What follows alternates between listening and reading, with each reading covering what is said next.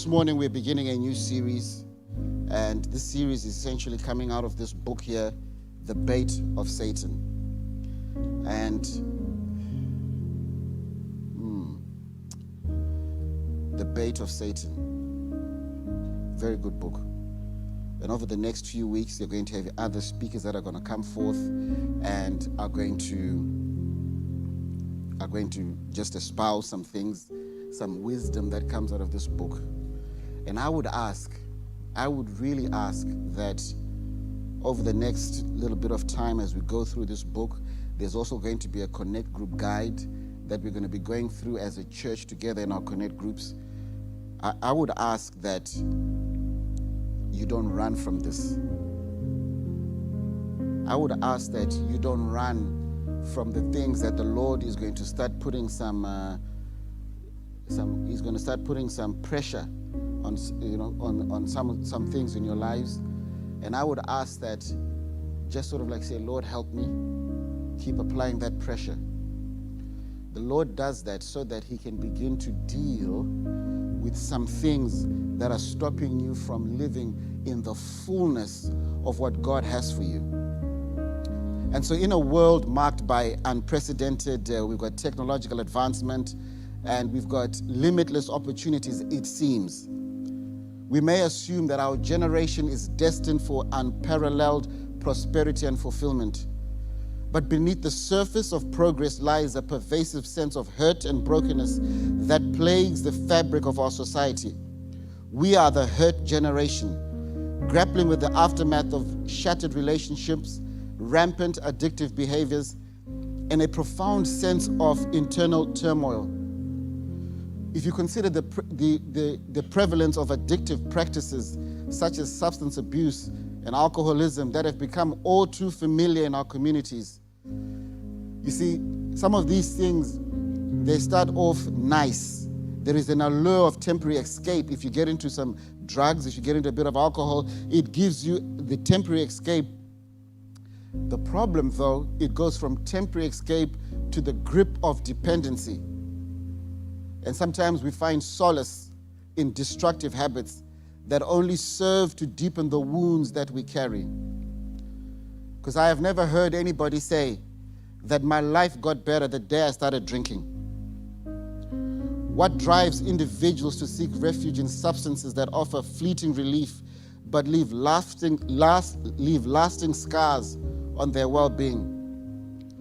The cycle of broken relationships as wounded individuals raise the next generation, passing on their unhealed traumas and unresolved pain. How can we expect to foster healthy communities and nurturing environments when we ourselves as individuals are struggling to cope with the weight of our past experiences?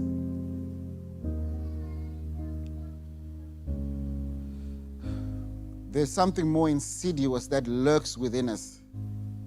The seeds of offense and bitterness that take root in our hearts.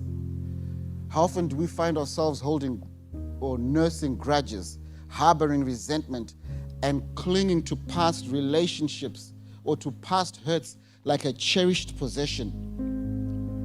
This toxic cocktail of anger and bitterness that begins to rise in our life poisons our relationships, distorts our perception so that even when somebody says something nice to you, you will always perceive it in a negative way.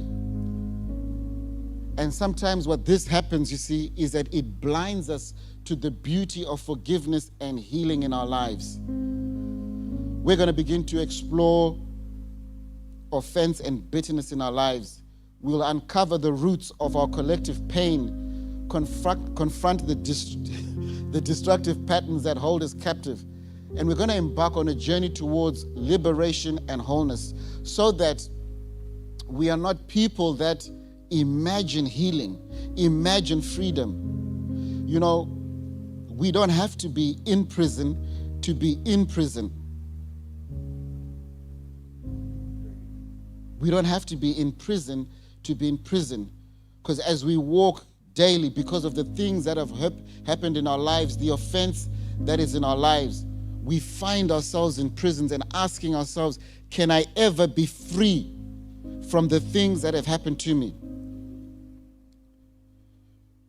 As we confront these inner demons, we want to break free from the chains of hurt that bind us, and we embrace a future defined by compassion and renewal in our lives.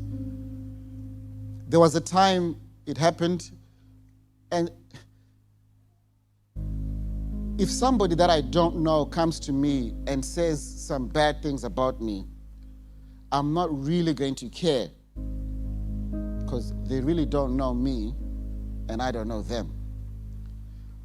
It is more hurtful when the people that are supposed to be the ones that are closest to you, that do stuff, that betray you, for instance, that it stings a bit more, because there is an expectation that we carry that because you are close to me, you cannot, you shouldn't do stuff. This is why you find that as Miss Catherine is playing, she's a lawyer, you find that the bitter stuff in law happens in the family courts, because it's once people that professed a certain amount of love for each other and did things for each other, that now when expectations have been broken, there is a bitterness that begins to rise up, and it can get really, really bad. And so an opportunity arose where some people that were very close to me, in fact, let me say this. The Lord has been speaking to me now, I know this. The Lord has been speaking to me from a few weeks back and normally the Lord would speak to me through dreams, and so I have some dreams and I wake up and thinking, oh goodness, this doesn't make sense. And I think the Lord 2 weeks ago put a plug on something and said, there's an issue there. You're dealing with some rejection issues. And I thought, okay, that's interesting. Anyway, and then this morning I had the same dream again. And so I'm there thinking, Lord, here I'm talking about offense. It's not really about me, it's about other people. But I embraced what the Lord was saying. I said, all right, Lord, let's get to work. I really took my time this morning. And I don't know, there is something about the offense that comes by rejection that is so dangerous to you and I, that if it's not dealt with, what happens is that it begins to permeate every area of our lives. It permeates the things that we do, the things that we chase after, to dull the pain that we feel that comes from rejection. And so knowing that now, about 6 years ago, an opportunity arose. So here I've spoken about rejection here and the offense that comes from that. And so 6 years ago, another situation happened with those that were close to me that I think, these are people I'm riding with. And I recall I was sent many messages over the phone, voice notes. People send voice notes. Everybody know voice notes? People speaking to the phone, and I hate voice notes. Don't send me one, because I tend not to listen to them. That's why I tell a lot of people, don't send me, just text me what you're saying. Anyway, they sent me, these were some of the most harshest things. And this is, I hate you. Who do you think you are? You're this and that, da-da-da-da-da. And there were so many of them. Now, normally, I'm the type of person, I was, the type of person that I'm like an elephant. I don't forget. And I just harbor things, and I keep them in, and I keep score. So I learned in that moment I had a choice, and these were many, and the stuff they were saying, very hurtful. Lots of them, there were about 20 odd voice notes, boom, boom, boom, and they were just popping up from everywhere. These are people that are dear to me. And I made a choice in that moment to say, I'm going to delete these voice notes so that I don't have the opportunity to go back and listen to them and then get myself really riled up because of the things that they might have said towards me. We're going to navigate the treacherous terrain of our wounded hearts, unravel the complexities of our shared struggles, and we're going to illuminate the path towards healing and redemption in the midst of a world fractured by what I have called the legacy of the hurt generation. Offense is very insidious. It proceeds in a gradual, subtle way, but with very harmful effects. In fact, it's something that cannot be avoided in our lives. If you have not been offended, I got good news for you. The opportunity to be offended is coming. And remember, I've said here, I've used the word the opportunity, because it's either you take it or you don't. You have a choice. It's an opportunity to be offended. Please put your hands together for Ms. Catherine. Thank you, Catherine.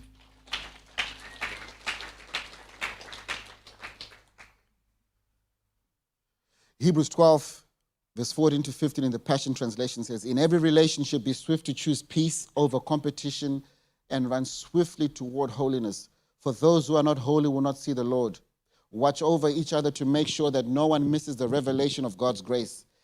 And then he says, and make sure no one lives with a root of bitterness sprouting within them, which will only cause trouble and poison the hearts of many. In the New Living Translation, it says, work at living in peace with everyone. Who knows that is a very difficult thing to do? You know, okay. And, and work at living a holy life. For those who are not holy will not see the Lord. Look after each other so that none of you fails to receive the grace of God. Then it says this question, watch out that no poisonous root of bitterness grows up to trouble you, corrupting many. Matthew 24 says, and then shall many be offended, and shall betray one another, and shall hate one another. And many false prophets shall rise, and shall deceive many. And because iniquity shall abound, the love of many shall wax cold. But he that shall endure unto the end, the same shall be saved. And this gospel of the kingdom shall be preached in all the world for a witness unto all nations, and then the end shall come. Luke 17 verse 1 says, then he said unto the disciples, it is impossible, but that offenses will come. We will be offended in this life, whether we like it or not. The Greek word interpreted in other scriptures, temptations to sin or offenses or stumbling blocks, is scandala, and it refers to a snare or a trap that brings a person into error or sin. So it's a trap that has been set. And you see, it's so subtle that sometimes we don't know that, well, the mere purpose of a trap is that the person who is being trapped does not understand that you are actually being what? Trapped. And so there you go there to grab a bit of the seeds, if you're a bird, I guess. You get a bit of the seeds and you go in to peck on them, not knowing that a trap has been laid out for you. This is the thing, what happens when opportunity comes our way. So not offense. When offense comes our way, that it's an opportunity for us to either walk away from or we dive into it and the consequences and the roots of bitterness and the fruits of bitterness that it develops in our lives. Where is the genesis of the root of bitterness? When bitterness, Greg Hekaila says, when bitterness is allowed to develop in the heart, the end result is defilement. Bitterness and genuine gratitude to God cannot coexist. What is the root of bitterness, and how does this root find lodging in our hearts and lives? A bitter person is generally someone who has been hurt. Something has happened. Life has not worked out to their satisfaction. You thought you were going to be this by this age. You thought you were going to have done that or this. You had great dreams, and all those dreams evaporated. And then you're not happy with life, and you become cynical, and really your outlook in life becomes very pessimistic. We sometimes blame God and say, Lord, it is your fault that things are this way. And then we become bitter. We can be bitter at a spouse that has left us, and we say, well, I could have been over there, but because of what you did, I'm now over here. It is your fault. It could have been my parents. They dropped you when you were young, and you think, well, you didn't do so well in life, and so you blame the parents. We blame somebody for some things that have occurred in our lives. Bitterness involves anger and hostility. As bitter people, we may feel we've been hurt, misused, and abused. And yes, a lot of those things could have happened where it was either the hurt was intentional, unintentional, or imagined. And so if I'm a bitter person, we don't deal with the problem. We internalize it. We dwell on it. We mull over and over and over. How could they do this to me? Up until there's this genuine dislike and disdain for somebody. We then begin to seek out the other person's faults, and we begin to justify our feelings. We become negative, and we pick out the flaws in our family, in our friends, in the church, and in co-workers. Am I describing somebody you know? Don't look to the side. Look straight ahead. A bitter person may imagine or misconstrue things. And I believe that it takes the passage of time for you to actually understand, for you to see things differently, because your perspective changes. Somebody once asked me, I didn't think this person liked me, and I was probably a 6-7-year-old child. They said, was at a party. So everybody's at a party, they're enjoying themselves. You know what kids are like. And then dessert time, everybody wants to have ice cream. And so, we get our first helping. Ooh, yeah, very nice. And then, of course, it comes to, kids, they always want the second and possibly third helping.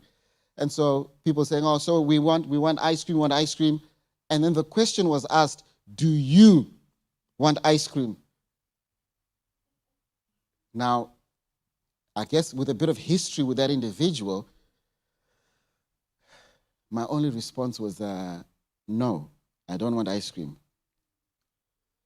The problem is that it was a question that was asked. I perceived it at that time like this individual did not really want me to have ice cream. So the way they asked the question wasn't as if, I want to give you ice cream. It was like, no, you're not having ice cream.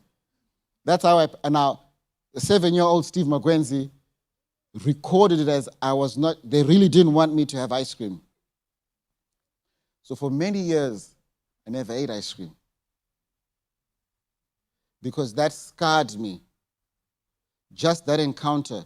It was said in such a way that I felt at that time that you know it when somebody is giving you something and they really don't want to give you something. And they ask it in such a way that you're not having ice cream. Because you can read the body language.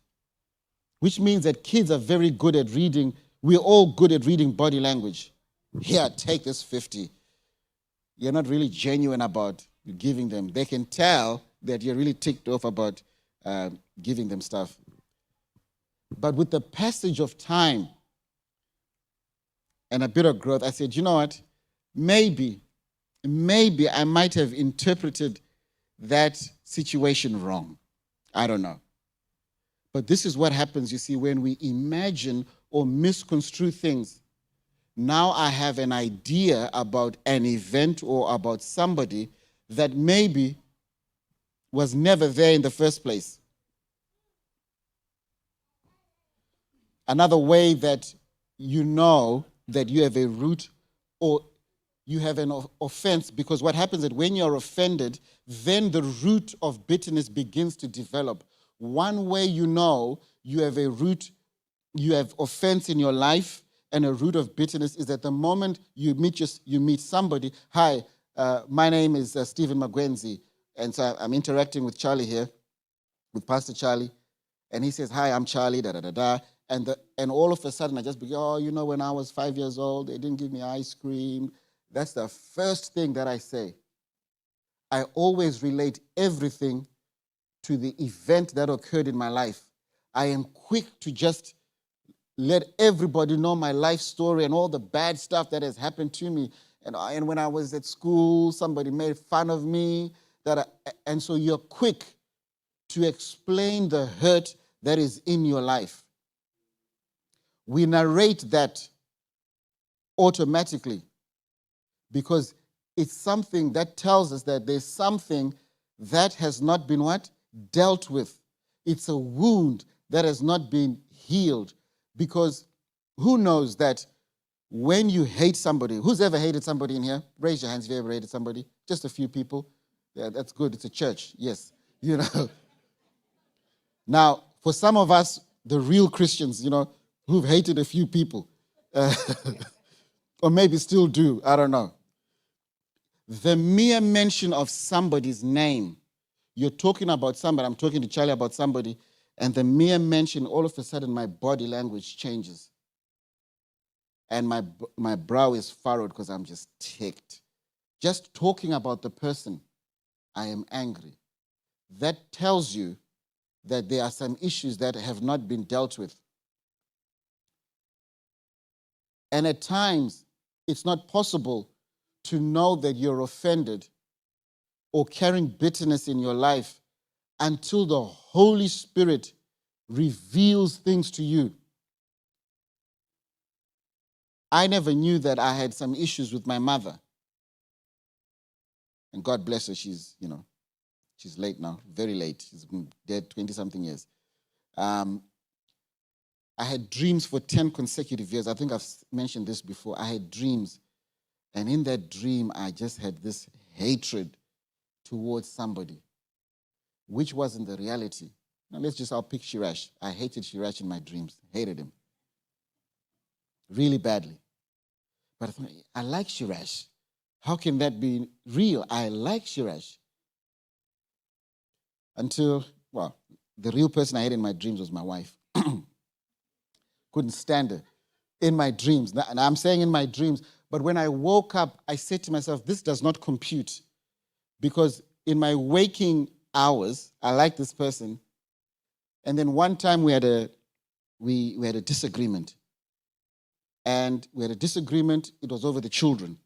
As all parents, go back and forth over the kids. And so in the nighttime, I said, you know what? The problem with you, whoever says something to their spouse and starts, the problem with you is this, yeah, so that's the best way to start a conversation, So the problem with you is that you never defend me in front of the children. Go to bed.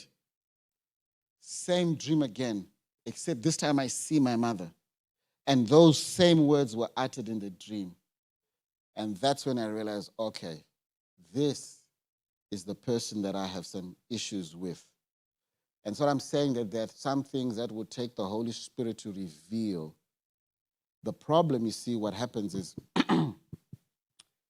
offenses not dealt with will result in the fruit of bitterness in your life. Emotionally, psychologically, the moment you start hating someone, you become a slave to every person on whom you pour the vials of your wrath. They control your thoughts. They hound you wherever you go. Any root of bitterness that is not dealt with creates the fruit of bitterness. Offense that results from rejection may lead you to filling your life with vices that will fill the void created. You might start drinking a bit, snorting a bit, watching a bit of this and that, just so that you don't feel rejected. Because let's just say, the alcohol never says stop drinking. In fact, what it says is that have some more. The pornography, they don't reject you. Basically, what they say is, hey, keep going. They're accepting. And so you recognize, you see, that offenses that result from rejection will cause us to fill our lives with stuff. So we substitute whatever it's the alcohol, the pornography, the relationships, because we're just trying to fill a void. Other fruits of bitterness are anger, always blaming someone else, never being at fault, always being defensive, being explosive. I recognized there was something, when the Lord revealed it to me, when my mother, God bless her, wonderful. Goodness, she had a sharp tongue. And she would, wham! Anybody with a sharp tongue that they don't miss. Like that whip, you go to those cowboy shows and they go, wham! She was like that with her tongue. And I started to be like that until one day, just, you let the tongue out, give somebody a smack, and the Lord just says, ooh, the thought just like you're being like your mother. Oh, man, that cut me deep. That really hurt me. But I recognized that all I was doing was repeating what was done to me because I never had the opportunity to deal with the impacts of what was done to me. For many years, I never could.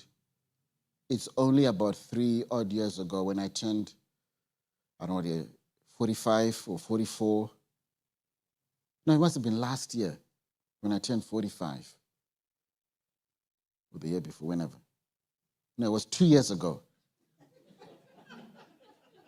I'm an accountant, so I need to be exact with, so I need to be exact,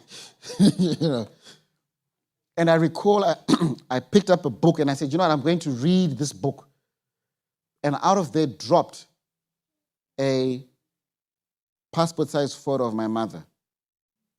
And for the first time in the 20-odd-something years, I said, you know what? I miss my mother. I never could say it before because there were just issues there. What happens when we don't deal with stuff, with offenses in our lives, we repeat them. And they come out explosive at the people that we care for. We are abrasive. What we then tend to do is that in order to protect ourselves, we create. I've created. I had this. When you learn, there's these things called learning mechanisms because you're learning to cope with stuff. And so you create a force field around you, a barrier. I had people that were in my inner circle and my outer circle, although that is healthy. It did not take much for you to be kicked out of the inner circle. You're out, and I don't want to see you. I don't know how many friendships.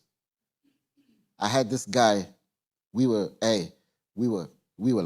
close. We were close. What then happened is that we were very close, real cool friends.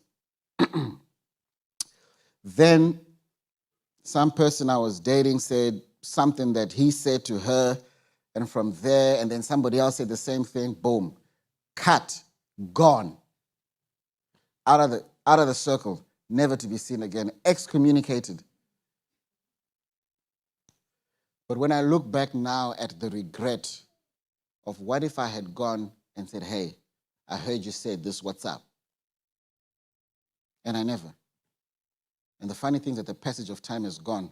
It's too late. This is the fruit of bitterness and the destruction that it brings to our lives, to our relationships. And so what is the solution? The Holy Spirit of God must perform radical surgery in our hearts. You know, he must reveal, like Gary Hakala says, he must reveal to you something of yourself that you may have never been willing to admit and confess. And I'll just get the team to come back. In fact, Miss Catherine, I'll just get Miss Catherine to come up first. And so sometimes it may go all the way back to our childhood, to an event that occurred in our lives. There were things that I was doing, things that I was seeing, that I was allowing myself to partake. And I remember the Lord said this to me: you are not a victim. You don't have to remain that way. And all these things that the Lord would whisper, caused me to seek some help. We need to recognize this root of bitterness in our lives. We may need to seek counseling or professional help. I think that's important. Go speak to somebody. If you're drowning, do you really care who comes to help you? Not really. All you want to do is to be helped. The only way you can find freedom and liberty is to forgive fully and freely those who have hurt you. And as we look to finish this morning, I guess the hardest thing about all of this, about dealing with offense in our lives, is that, do I do it my way or God's way?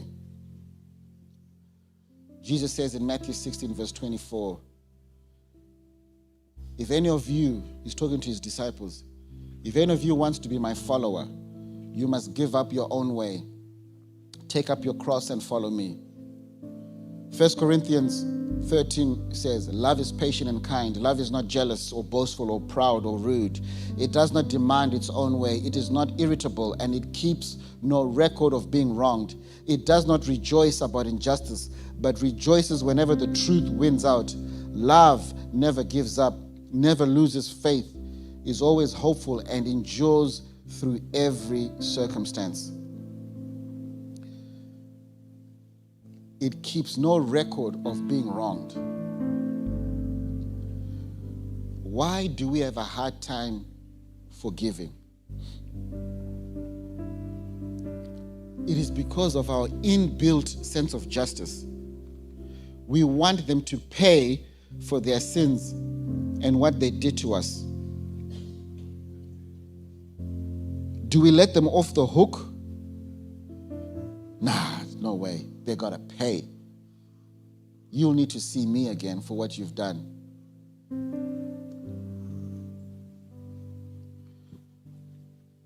We have to let them off the hook because God will deal with them fairly. We don't have the perspective